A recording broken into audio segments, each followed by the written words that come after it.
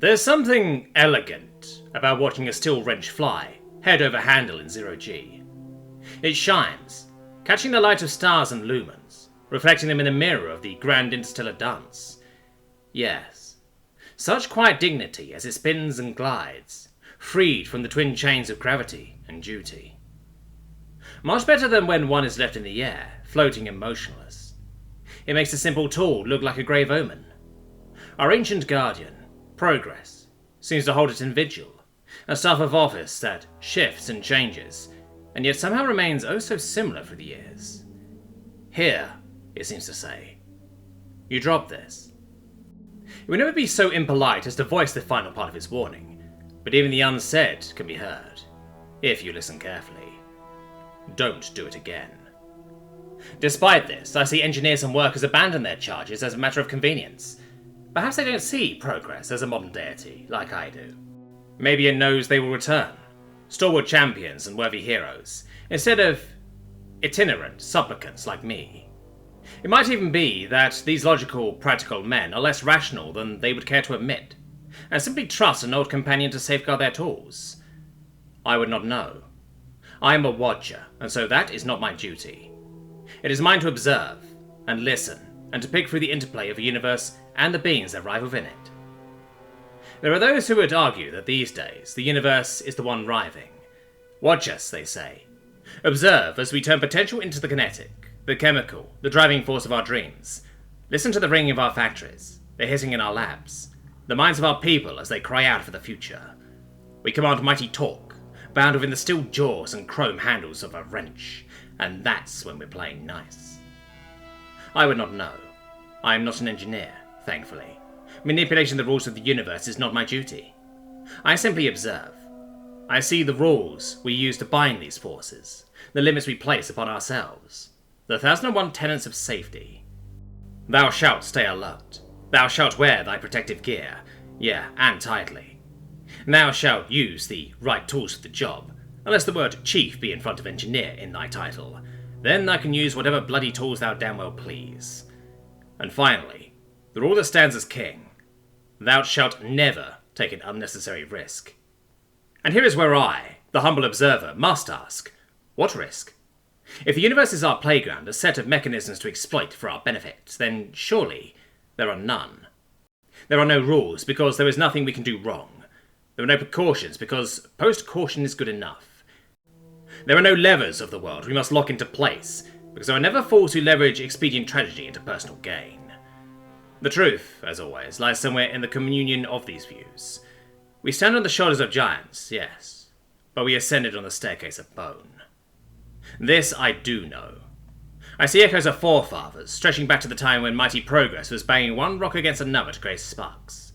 There are throwbacks and holdouts in all niches of the modern day. Some are more obvious than others, but only if you know which stones to peer under. I have watched the Lilane, graceful nocturnal gliders that they are.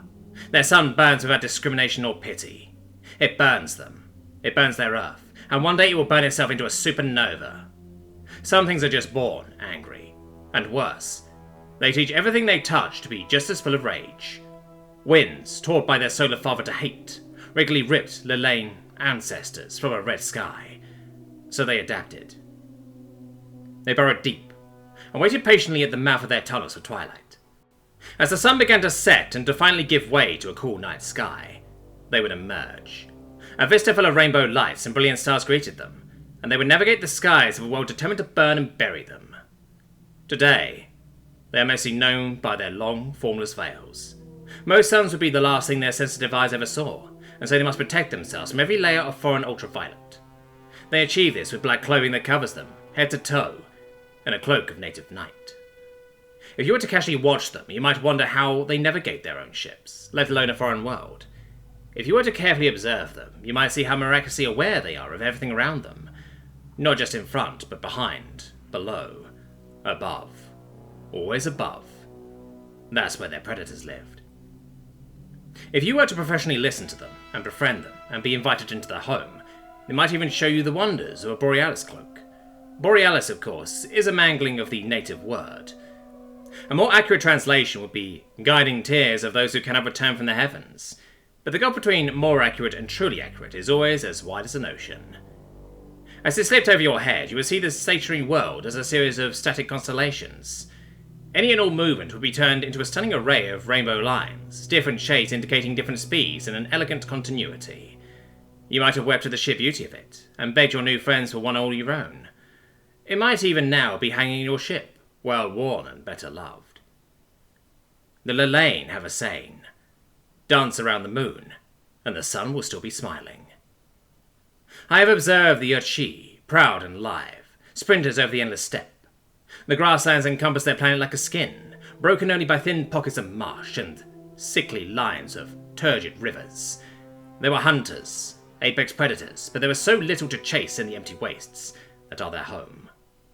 And when truly alone, even the mightiest hunter will seek companionship. The Urchi found it in bugs, more specifically colonies of lightning bugs, attracted to spore of the creatures they hunted. But that wasn't all they did. Oh no. Some bugs would fly around sources of water. Some would start making small dens a month before the grand wind arrived in its yearly journey around the world. Some would secrete a delicious, sugary substance that has since become a staple food. And of course, some bugs ate corpses. The Urchi saw these tiny, diverse communities, and began asking that question so prevalent to the sapient condition. Why? Why do they live this way and we so differently? Why do they chase water and make food and eat the dead? Why can't I understand? How do I understand? And so, progress raises its standard over yet another species. The Urchi of today are masters in both nanotechnology and biology, because it is simply a part of who they are. They and their lightning bugs are truly symbiotic, in ways that even the practiced observer has no hope of truly understanding. For example, a casual look will tell you that their bugs often bring them food. We all need to eat, after all, and there are worse ways to achieve that than a legion of tiny butlers. What that casual glance will not tell you is that those bugs are also probing for toxins, potential poisons, allergens, and anything that has the slightest chance of being a vegetable. A more professional look, perhaps by a colleague in biology, will see these bugs are definitely derived from the native species. They will probably fail to see the tiny augments of wire-thin ligaments that each Urchi painstakingly crafts for their personal swarm. A fellow worker in nanotechnology might wonder why they went to such effort. But a lifelong listener will be able to tell them.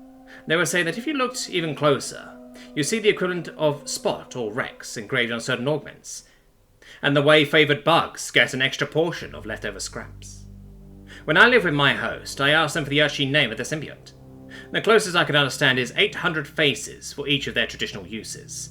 I decided to repay my host by sharing what I thought their tiny companions would call them. When I said, big friendly thing that gives me a lot of food, they smiled. They said I was almost right. The Urchi, too, have a saying.